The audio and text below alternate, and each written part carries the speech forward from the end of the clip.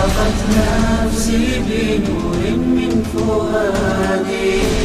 حينما رددت يا رب العباد وانتشت روحي وصار الدمع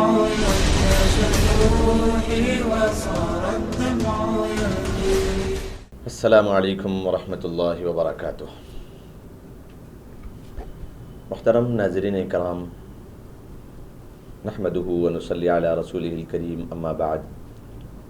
فاعوذ باللہ من الشیطان الرجیم، بسم اللہ الرحمن الرحیم۔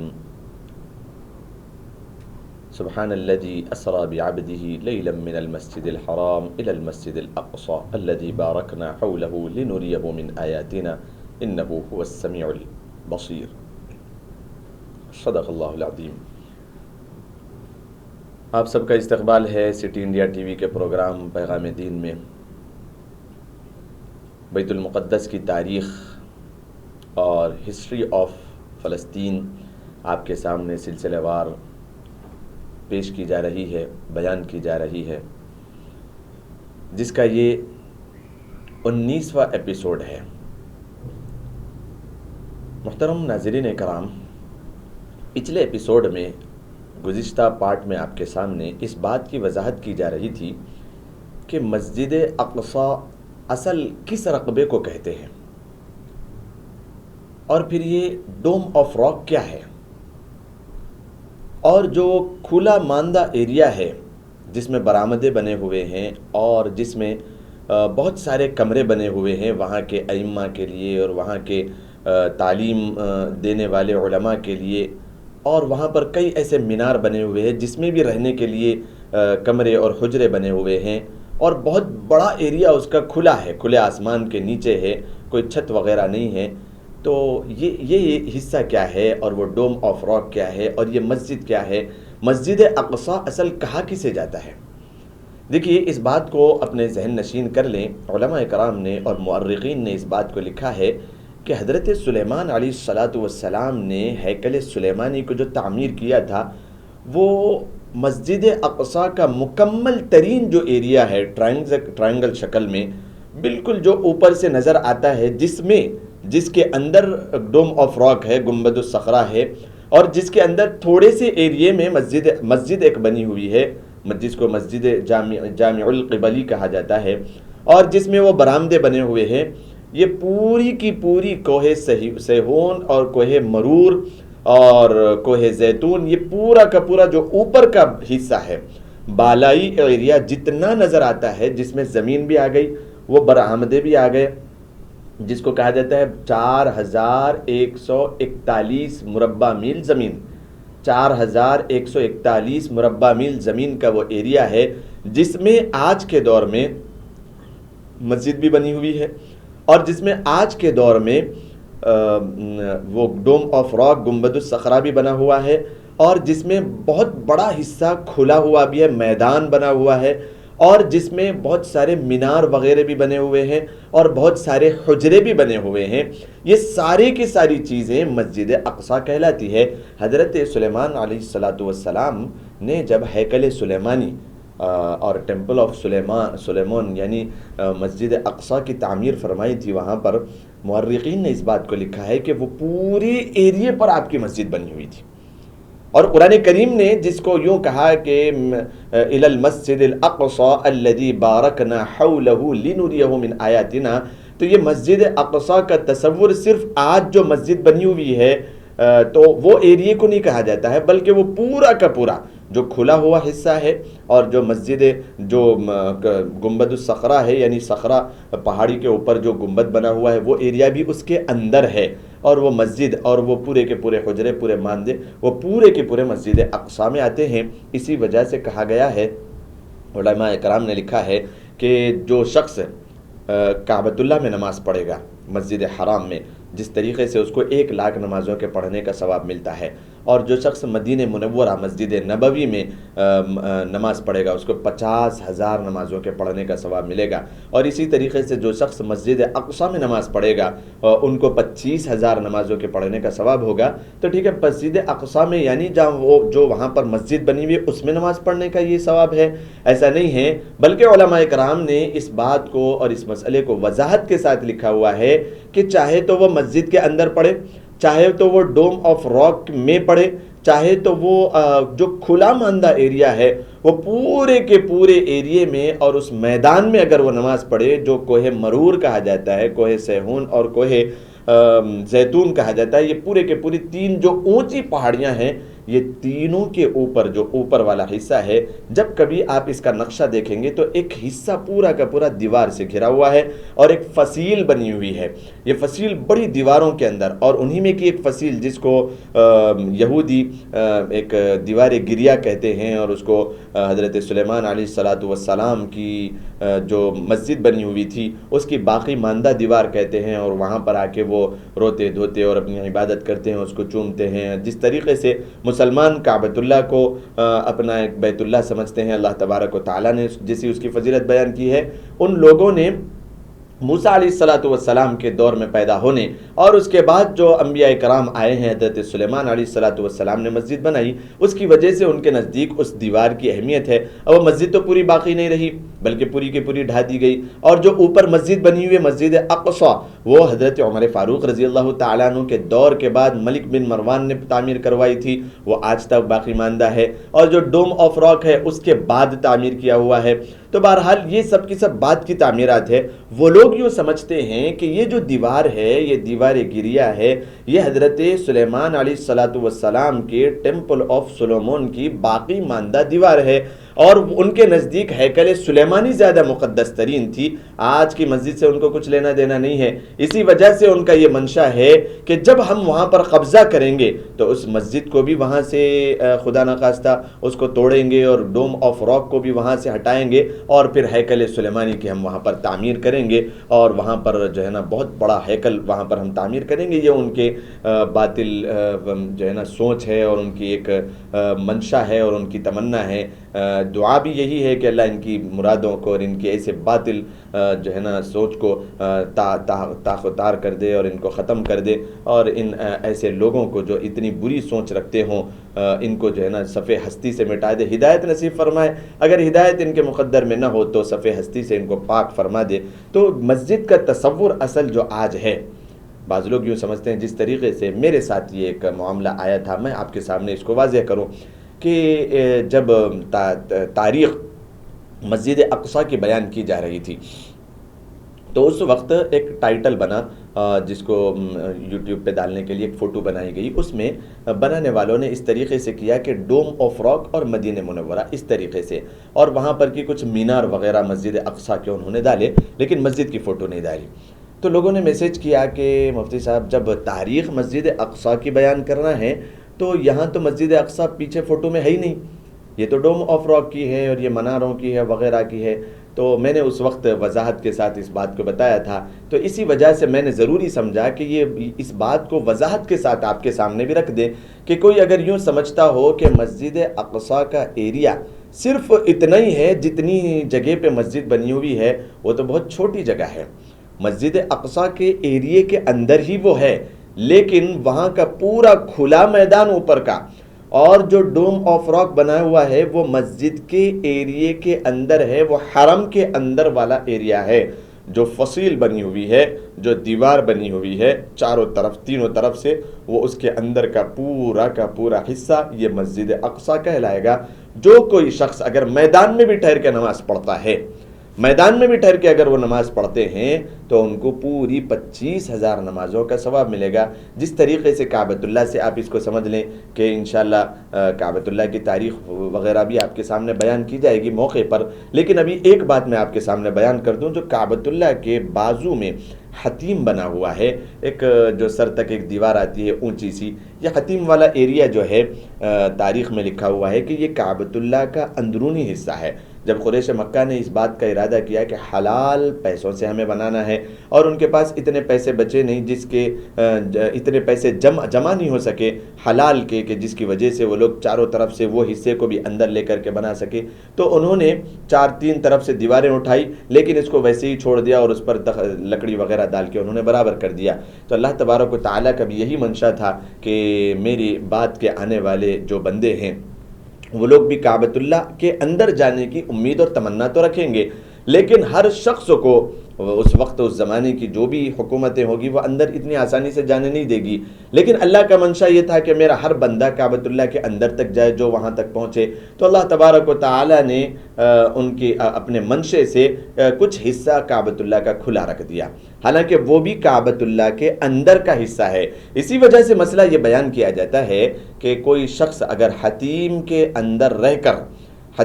اندر رہ کر اور امام کعبہ باہر رہ کر نماز پڑھائے تو اس کی نماز نہیں ہوتی، چونکہ وہ حتیم کے اندر ہے، یعنی کعبۃ اللہ کے اندر ہے۔ رخ جب قبلہ کرنا ہے کعبۃ اللہ کی طرف تو اندر رہ کے نہیں ہوگا بلکہ باہر رہ کے نماز پڑھنا ہے، امام پیچھے ہو جائے گا اور جو پڑھنے والا مصلی ہے وہ آگے ہو جائے گا۔ اس وجہ سے باہر رہ کر اسے نماز پڑھنا ہوگا حتیم کے اندر، اور حتیم کے اندر نماز پڑھنا اکیلے تنہا نفل پڑھنا یہ کعبۃ اللہ کے اندر پڑھنے کے برابر ہے، اور جو شخص حتیم کے اندر چلا جاتا ہے وہ کعبۃ اللہ کے اندر جانے جیسا ہے۔ اللہ تبارک و تعالی ہمیں بھی اس بات کی توفیق عطا فرمائے اور سعادت نصیب فرمائے کہ ہم بھی کعبۃ اللہ کے اندر جائیں۔ رہی بات یہ تو کعبۃ اللہ کی، تو جس طریقے سے حتیم ہے یہ اندرونی حصہ ہے، اسی طریقے سے ٹھیک وہ سارا کا سارا میدان جو اوپر ٹیلے پہ بنا ہوا ہے کوہ مرور، یہ پورا کا پورا یہ حرم ہے، یعنی مسجد اقصی کا حصہ ہے اور ایریا ہے۔ یہ بات تو ضمن میں آ گئی تھی۔ حضرت عمر فاروق رضی اللہ تعالیٰ عنہ کی تاریخ سے ہم اس بات کو آگے بڑھا رہے تھے کہ حضرت امیر المؤمنین عمر فاروق رضی اللہ تعالیٰ عنہ نے جب وہ سواری آئی اور حضرت عبداللہ ابن عمرو ابن عاص رضی اللہ تعالیٰ عنہ نے درخواست کی کہ آپ اگر تشریف لا لیں تو یہ لوگ چابی دے دیں گے اور صلح ہو جائے گی، تو صلح کے موقع پر آپ اگر یہاں پر موجود ہو تو زیادہ بہتر ہے۔ حضرت عمر فاروق رضی اللہ تعالیٰ عنہ نے مشورہ کیا اور پھر وہ مشہور ترین واقعہ پیش آیا۔ حضرت عثمان غنی رضی اللہ تعالیٰ عنہ نے فرمایا کہ صحابہ کرام کو اور زیادہ دیر وہاں پر روکنا مناسب نہیں ہے کہ بہت زیادہ شدتوں کے بعد اور بہت زیادہ سختیوں کے بعد، چونکہ ابھی جو صحابہ وہاں پر آ کے گھراؤ کیے تھے اور جو انہوں نے مسجد اقصی کے اطراف و اکناف میں اپنے آپ کو تیار کر کے رکھا تھا، وہ سب کے سب ڈائریکٹ مکہ المکرمہ سے یہاں پر نہیں پہنچے تھے جنگ کرنے کے لیے، بلکہ انہوں نے ایک وہاں پر جنگ کی، جنگ کے بعد ملک شام میں جنگ کے بعد پھر یہ لوگ یہاں پر پہنچے ہیں۔ تو کتنی صعوبتیں اور کتنا وقت ہو گیا، کتنا عرصہ ہو گیا اپنے گھروں سے نکلے ہوئے کتنا وقت ہو گیا اور کتنا عرصہ ہو گیا، ابھی بھی وہ لوگ راستے میں ہیں۔ تو عثمان غنی رضی اللہ تعالیٰ عنہ نے مشورہ دیا کہ امیر المؤمنین آپ تشریف لے جائیں۔ حضرت عمر فاروق رضی اللہ تعالیٰ عنہ کا بھی منشا یہی تھا، آپ نے تیاری کی اور آپ نے ایک سواری لا لی۔ تو جب سواری آپ نے اپنے گھر کی جب سواری تیار کی کہ میں اس اونٹ پر بیٹھ کر جاؤں گا، تو صحابہ کرام رضوان اللہ تعالیٰ علیہ مجمعین نے منع فرمایا اور مشورہ دیا کہ امیر المؤمنین آپ ملک شام جا رہے ہیں اور وہاں کے رہنے بسنے والے عیسائی بڑے اپنے آپ کو تہذیب اور تمدن والے اور بہت ہی زیادہ اعلیٰ معیار کے سمجھتے ہیں، تو آپ اس طریقے سے اس اونٹنی پر بیٹھ کر جائیں گے یہ مناسب نہیں ہے، آپ عربی النسل اصلی گھوڑا لے کر جائیں، اصیل لے کر چلے جائیں، آپ یہ زیادہ بہتر ہوگا۔ حضرت عمر فاروق رضی اللہ تعالیٰ عنہ نے منع فرمایا کہ نہیں، میں یہی اونٹنی پر جاؤں گا۔ اور پھر آپ کے ساتھ کون ہوگے؟ ایک لشکر ہوگا۔ آپ نے فرمایا کہ نہیں، میں ہوں گا اور ایک غلام ہوگا، بس ہم دو ہی یہاں سے سفر کریں گے اور انشاءاللہ ہم مسجد اقصی کو فتح کرنے کے بعد اللہ تبارک و تعالیٰ کے منشے سے ہم یہاں مدینہ تک پہنچیں گے، بس اور کچھ نہیں۔ تو حضرت عمر فاروق رضی اللہ تعالیٰ عنہ نے اس بات کا اعلان کرتے ہوئے اللہ سے دعا کرتے ہوئے آپ یہاں سے نکلے ہیں، ایک غلام آپ کے ساتھ تھا۔ صحابہ کرام رضوان اللہ تعالیٰ علیہ مجمعین میں ایک صحابی ہے جنہوں نے ابو دجانہ، جنہوں نے اس بات کو دیکھ کر وہ تاریخ کو دہرایا ہے کہ میں دیکھ رہا تھا کہ آپ نے اس منظر کشی کی ہے ایک حدیث میں ایک اثر آپ کا ہے. امیر المؤمنین حضرت عمر فاروق رضی اللہ تعالیٰ عنہ جب مسجد نبوی سے آپ نے ارادہ کیا ملک شام جانے کا، تو سب سے پہلے آپ نے مسجد نبوی کی طرف رخ کیا اور وہاں اندر جا کر آپ نے 2 رکعت نماز ادا کی، 2 رکعت صلاۃ الحاجت پڑھی اور آپ نے دعائیں کی. اللہ تبارک و تعالیٰ سے رو کے گڑ گڑانے کے بعد جب آپ باہر آئے تو سواری آپ کی موجود تھی. میں دیکھ رہا تھا کہ 2 طرف 2 تھیلے لٹکے ہوئے تھے، 2 طرف 2 تھیلے لٹکے ہوئے تھے. ایک تھیلے میں ستو تھا اور ایک تھیلے میں کچھ چنے وغیرہ تھے اور ایک مشکیزہ لگا ہوا تھا جس میں پانی تھا. آپ کا بس یہی غذا تھی اور کچھ اور آپ ساتھ نہیں لے گئے تھے، بلکہ جب کبھی بھوک لگے گی آپ کا منشا یہی تھا، کیونکہ ہر منزل پہ اور ہر جگہ رک کر کے کچھ کھانا ہوتا تھا تو ستو کو پانی میں بھگائیں گے اور پھر کھا لیں گے، انسان کا پیٹ بھر جائے گا. اتنی سادگی. یہ وہ شخص ہے، یہ وہ ہستی ہے جس کی خلافت 22 لاکھ مربع میل زمین پر ہے. فی زماننا، اس وقت میں یہ بادشاہ ہے اتنی بڑی سلطنت کا کہ آج کے دور میں کئی ملک قائم ہے اس سرزمین پر جس پر اکیلے تنہا حضرت عمر فاروق رضی اللہ تعالیٰ عنہ کی خلافت تھی. انشاءاللہ پھر آپ آگے کیسے بڑھے اور کیا واقعات پیش آئے اور کس طریقے سے سفر کٹا، انشاءاللہ وقفے کے بعد آپ کے سامنے بیان کیا جائے گا.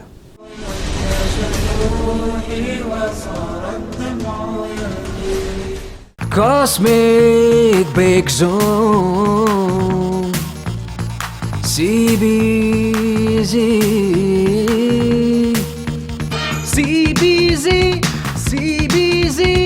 نمبر 1 ہے CBZ.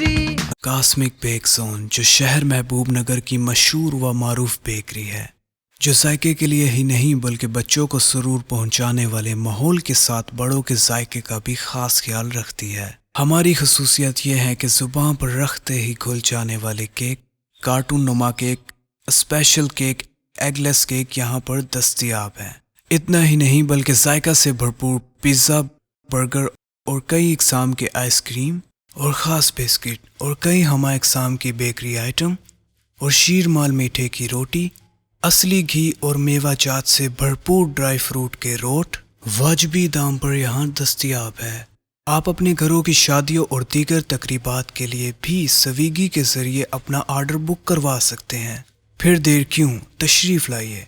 کاسمک بیک زون جو ریاست تلنگانہ کی جانب سے نمبر 1 بیکری ایوارڈ کا خطاب لے چکا ہے. ہمارا پتہ ہے کاسمک بیک زون نزد HDFC bank government hospital road محبوب نگر.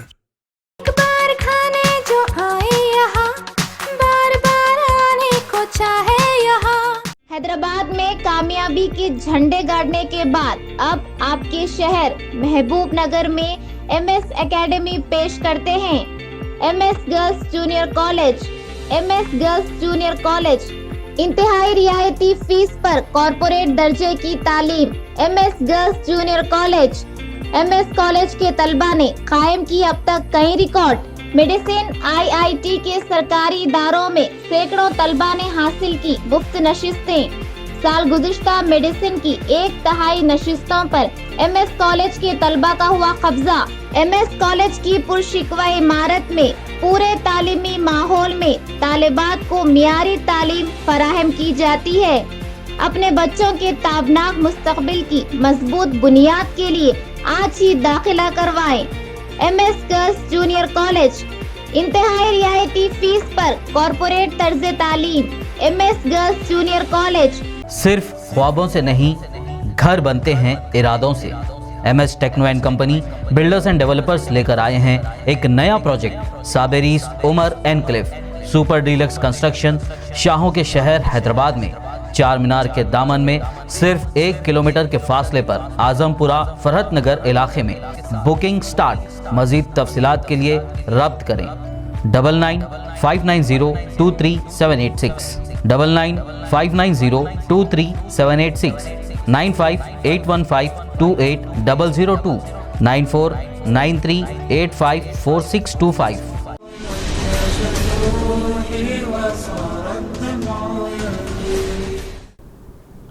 السلام علیکم ورحمۃ اللہ وبرکاتہ. محترم ناظرین کرام، وقفے سے پہلے آپ کے سامنے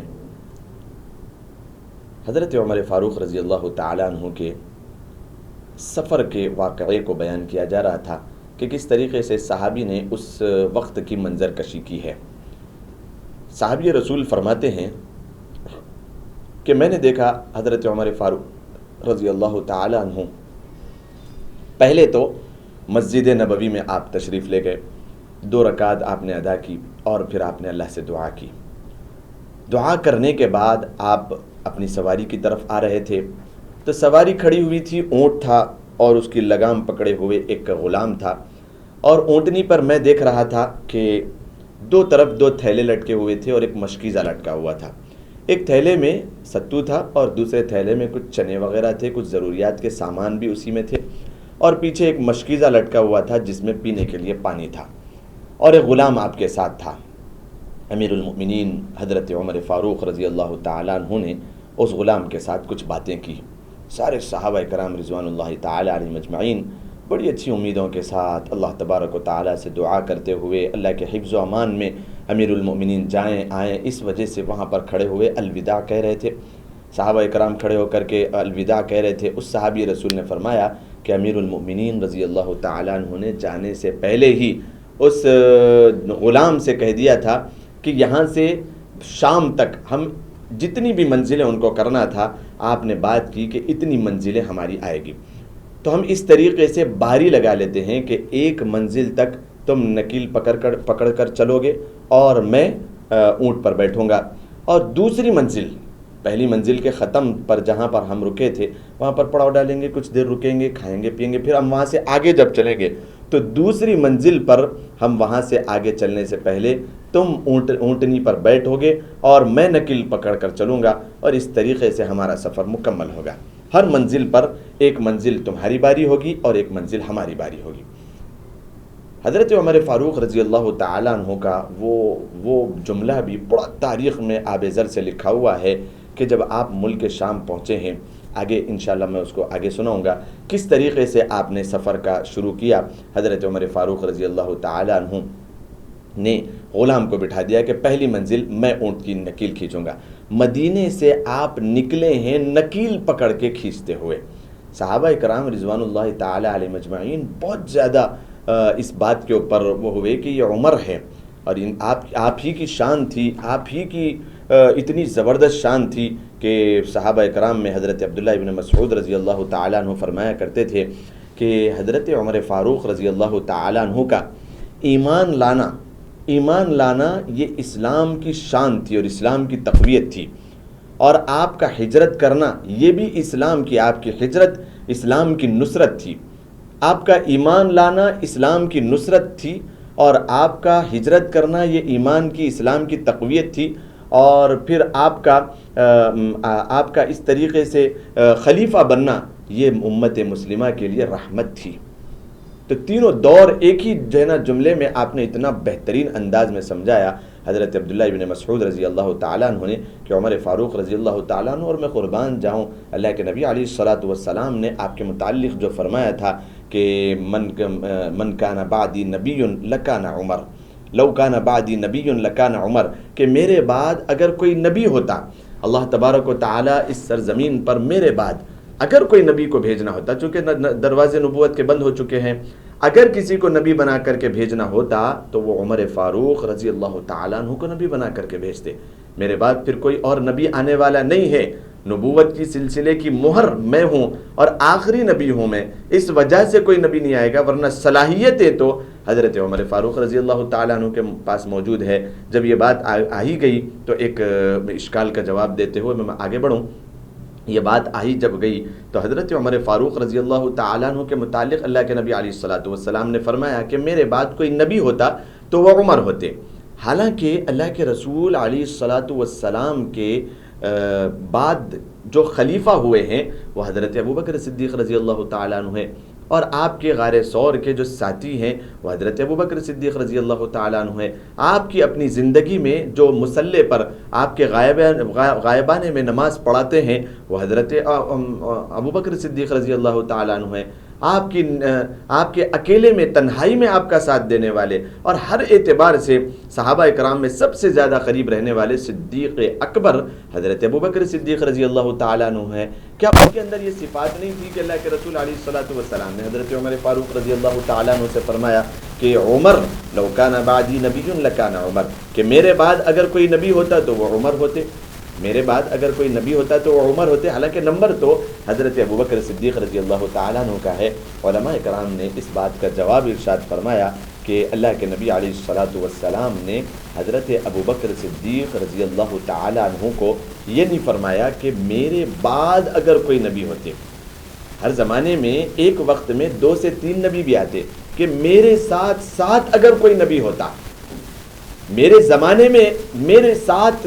دینے والا اگر کوئی نبی ہوتا تو وہ اللہ کے رسول علیہ الصلوۃ والسلام نے بات کو چھپا کر کے رکھا، اعلان نہیں کیا. اگر کوئی ہوتا تو ابو بکر صدیق ہوتے. لو کان بعدی نبی، میرے بعد اگر کوئی میرے زمانے کے بعد نبی ہوتا تو وہ عمر فاروق ہوتے. اللہ کے رسول صلی اللہ علیہ وسلم نے اپنے جملے ہی میں اس بات کا جواب دے دیا کہ ابو بکر صدیق رضی اللہ تعالیٰ عنہ میرے ساتھ نبی ہوتے. اگر ہوتے تو میرے ساتھ نبی ہوتے، وہ کوئی الگ تھلگ نہیں ہے. لیکن میرے زمانے کے بعد اگر ضرورت پڑتی امت کو کہ کوئی نبی ہوتا تو وہ عمر فاروق رضی اللہ تعالیٰ عنہ ہوتے. حضرت ابو بکر صدیق رضی اللہ تعالیٰ عنہ کی شان تو بہت زیادہ نرالی تھی. یہ صرف ایک جواب کافی نہیں ہے، بلکہ ایک اور جواب دیتے ہوئے، چونکہ بات چھڑ گئی ہے آپ کی سیرت کی، تو میں ایک اور واقعہ سناتے ہوئے آگے بڑھوں. حضرت امی جان حضرت عائشہ صدیقہ رضی اللہ تعالیٰ عنہ ایک مرتبہ اللہ کے رسول صلی اللہ علیہ وسلم سے سوال کرتی ہے کہ اللہ کے رسول صلی اللہ علیہ وسلم، رات کا موقع ہے، آخری اندھیرے میں اور آخری پہر میں آپ 2 کے 2 بیٹھے ہوئے ہیں. حضرت امی جان حضرت عائشہ صدیقہ رضی اللہ تعالیٰ عنہ اللہ کے رسول علیہ الصلوۃ والسلام کے گود میں سر رکھ کر لیٹی ہوئی. اندھیرے میں جب کبھی انسان آسمان کی طرف نظر اٹھائے ہوئے ہوتا ہے اندھیرے میں، تو اس کو ستارے نظر آتے ہیں، آسمان پر ستارے، ان گنت ستارے. تو حضرت عائشہ صدیقہ رضی اللہ تعالیٰ عنہ نے سوال کیا کہ اللہ کے رسول صلی اللہ علیہ وسلم، یہ آسمان پہ جو ستارے ہیں، یہ آسمان پہ جو ستارے ہیں، اتنی زیادہ تعداد میں بھی کسی آپ کے کوئی صحابی کی نیکیاں ہوگی؟ سوال یہ تھا کہ آسمان پر جتنے ستارے ہیں اس کی گنتی کے اعتبار سے، اس کی گنتی کی تعداد میں بھی کسی صحابی کی نیکیاں ہوں گی؟ اتنے سارے ستارے ہیں، اللہ تبارک و تعالیٰ نے کیا سجا دیا ہے. اتنے ستارے کہ اتنے ستاروں کی مانند بھی اور اتنے ستاروں کی تعداد میں بھی کسی کی نیکیاں ہوگی؟ تو اللہ کے رسول صلی اللہ علیہ وسلم نے فرمایا کہ ہاں عائشہ، اتنی نیکیاں بھی ہوگی. کس کی ہوگی؟ تو آپ کے ذہن میں تھا، حضرت عائشہ صدیقہ رضی اللہ تعالیٰ عنہ کے ذہن میں تھا کہ ابھی اللہ کے رسول صلی اللہ علیہ وسلم ابو جان یعنی حضرت ابو بکر صدیق رضی اللہ تعالیٰ عنہ کا نام لیں گے، کیونکہ وہ والد محترم ہے اور والد کی تعریف اپنے شوہر سے سنتے ہوئے بیوی کو بڑی خوشی ہوتی ہے. تو آپ نے یہی سوچتے ہوئے خوشی کے ساتھ آپ کی طرف متوجہ ہوئی. تو اللہ کے رسول صلی اللہ علیہ وسلم نے فرمایا کہ میرے ایک صحابی ہے جس کا نام ہے عمر ابن خطاب، یہ ستاروں کی تعداد میں ان کی نیکیاں ہوگی. حضرت عائشہ صدیقہ رضی اللہ تعالیٰ عنہ نے ناز کے انداز میں آپ سے تھوڑی سی ناراضگی کا اظہار کیا کہ اللہ کے رسول صلی اللہ علیہ وسلم، میں تو سمجھتی تھی کہ ابو بکر صدیق رضی اللہ تعالیٰ عنہ کی اتنی نیکیاں ہوگی، آپ میرے والد محترم کی تعریف کریں گے. تو آپ نے عمر فاروق رضی اللہ تعالیٰ عنہ کی تعریف کی. تو اللہ کے رسول صلی اللہ علیہ وسلم نے فرمایا کہ حمیرہ آپ لاڑ سے کہا کرتے تھے، میری لالی، میری بیوی، بڑے پیار سے آپ اس طریقے سے القاب سے نوازتے تھے. آپ نے فرمایا کہ حمیرہ، آپ نے سوال کیا ہے کہ آسمان پہ سجے ہوئے ستاروں کی تعداد کے برابر کسی کی نیکیاں ہوگی؟ تو میں نے کہا عمر فاروق، آپ اگر یہ سوال کرتی کہ آسمان پر جتنے ستارے ہیں اس سے زیادہ بھی کسی کی نیکیاں ہوگی تو میں ابو بکر صدیق رضی اللہ تعالیٰ عنہ کا نام لیتا.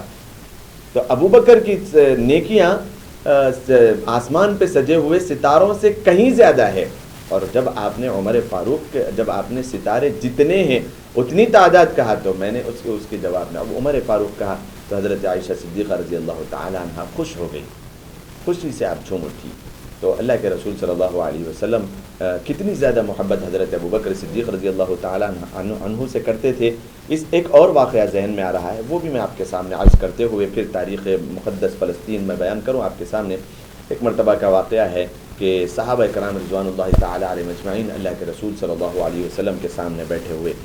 آپ نے سوال کیا ہے اللہ کے رسول صلی اللہ علیہ وسلم, اللہ کے رسول صلی اللہ علیہ وسلم آپ کو سب سے زیادہ محبت کس سے ہے؟ صحابہ نے سوال کیا اللہ کے رسول صلی اللہ علیہ وسلم آپ کو سب سے زیادہ محبت کس سے ہے؟ تو اللہ کے رسول صلی اللہ علیہ وسلم نے فرمایا مجھے سب سے زیادہ محبت عائشہ سے ہے. تو صحابہ اکرام بعض جو سامنے بیٹھے ہوئے تھے انہوں نے شرما کر کے خاموشی کا اظہار کیا, لیکن بعض صحابہ نے کہا کہ اللہ کے رسول عورتوں میں نہیں مردوں میں. تو اللہ کے رسول صلی اللہ علیہ وسلم نے فرمایا ابوہا, یعنی ان کے باپ سے, یعنی حضرت ابوبکر صدیق رضی اللہ تعالیٰ عنہ سے. دیکھیں آپ کتنی تعریف اور کیسے میٹھے بول اور کیسی حضرت ابوبکر صدیق رضی اللہ تعالیٰ عنہ کی شان میں یہ جو القاب ہے اور یہ جو الفاظ ہیں, میں قربان جاؤں اللہ کے رسول صلی اللہ علیہ وسلم اور صحابہ کرام رضوان اللہ تعالیٰ علیہ مجمعین پر. حضرت ابوبکر صدیق حضرت عمر فاروق رضی اللہ تعالیٰ عنہ کے دور میں فلسطین کی طرف جانے والا وہ واقعہ میں آپ کے سامنے بیان کر رہا تھا. ضمن میں یہ باتیں آ گئی, جب بات چھڑ گئی تو حضرت عمر فاروق رضی اللہ تعالیٰ عنہ نے جب سفر کا ارادہ کیا اپنے غلام کو لے کر, وہ اونٹ پر ستو اور چنے اور اس طریقے سے پانی کا مشکیزہ لے کر آپ آگے بڑھے. آپ نے جب اور ایک آگے سفر کا ارادہ کیا, ایک منزل آپ نکیل پکڑ کر چلے, پھر آپ نے غلام کو نکیل پکڑنے کے لیے کہا اور آپ سوار ہو گئے. اس طریقے سے منزل بمنزل آپ آگے بڑھتے رہے. واقعات کچھ اور بھی بیچ میں آئے, پھر آپ جو ہے نا اس طریقے سے مقام جابیہ پہنچے. یہ جابیہ کیا ہے؟ یہ مقام جابیہ ملک شام کا ایک حصہ ہے. یہاں پر آپ جب اندر آ رہے تھے مقام جابیہ سے, تو باری تھی اس غلام کی بیٹھنے کی, اور باری چل رہی تھی حضرت عمر فاروق رضی اللہ تعالیٰ عنہ کے نکیل پکڑنے کی. تو تاریخ میں اس واقعے کو اس طریقے سے بیان کیا گیا ہے کہ حضرت عمر فاروق رضی اللہ تعالیٰ عنہ کو لینے کے لیے, استقبال کرنے کے لیے, ویلکم کرنے کے لیے اور پروٹوکول دینے کے لیے بہت سارے صحابہ کرام رضوان اللہ تعالیٰ علیہ مجمعین آ گئے. اس میں حضرت عبداللہ ابن عمرو ابن عاص رضی اللہ تعالیٰ عنہ بھی تھے. آپ نے اس واقعے کو بیان کرتے ہوئے اس بات کو وضاحت کے ساتھ ارشاد فرمایا, اور کتابوں میں لکھا ہوا ہے کہ حضرت عمر فاروق رضی اللہ تعالیٰ عنہ آ رہے ہیں اور غلام سواری پر بیٹھا ہوا ہے, اور حضرت عمر فاروق رضی اللہ تعالیٰ عنہ نکیل پکڑ کر آگے چل رہے ہیں. حضرت عمر فاروق رضی اللہ تعالیٰ عنہ وہاں پر کچھ کیچڑ ہونے کی وجہ سے آپ نے اپنے جوتوں کو ایک ہاتھ میں لیا, اور جو آپ نے اپنا ایک رومال جو جہاں پر کہیں پڑاؤ ڈالتے تو رکھ کر سو جاتے, اور کبھی جب چلتے تو اس کو سر پہ باندھ لیتے یا کھاندے میں ڈال لیتے, اس طریقے سے آپ کے ساتھ ایک رومال تھا, اس کو آپ ایک ہاتھ میں پکڑے ہوئے, نکیل ایک ہاتھ میں پکڑے ہوئے, اور چپل یہی سے بائیں ہاتھ میں پکڑے ہوئے, اس طریقے سے آپ تشریف لا رہے ہیں. تو وہاں پر رہنے والے کئی فلسطینی اور وہاں پر رہنے والے کئی لوگ یوں سمجھنے لگے کہ عمر فاروق یہ نوجوان العمر غلام ہے. تو بہت سارے لوگ پیروں کو پکڑ کر عقیدت کا اظہار کرنے لگے اور بڑی رشک کی نگاہوں سے دیکھنے لگے. حضرت عبداللہ ابن عمرو ابن عاص رضی اللہ تعالیٰ عنہ فرماتے ہیں کہ میں دیکھتے ہی سمجھ گیا, چونکہ صحابہ اکرام پہچانتے تھے, وہاں کے رہنے والے لوگوں نے دیکھا نہیں تھا کہ یہ کیا ماجرا ہے. تو وہاں کے رہنے والوں نے جب اس بات کی طرف نظر کی کہ عمر فاروق رضی اللہ تعالیٰ عنہ تو پیدل اندر آ رہے ہیں اور وہ غلام بیٹھا ہوا ہے, تو اس طریقے سے بہت سارے لوگ آ گئے اور پیروں سے عظمت کا اظہار کرنے لگے. اور اس طریقے سے تو پھر آگے کیا واقعہ پیش آیا, آپ نے کیسے اندر انٹری کی اور کیسے آپ اندر گئے ہیں, اور پھر کیا واقعہ پیش آیا, کیسے فلسطین اور بیت المقدس مسلمانوں کے قبضے میں آیا ہے. انشاءاللہ آئندہ ایپیسوڈ میں اس بات کو آپ کے سامنے رکھا جائے گا. تب تک کے لیے اجازت دیجیے. السلام علیکم ورحمۃ اللہ وبرکاتہ. أشرقت نفسي بنور من فؤادي حينما رددت يا رب العباد وانتشت روحي وصار الدمع يجري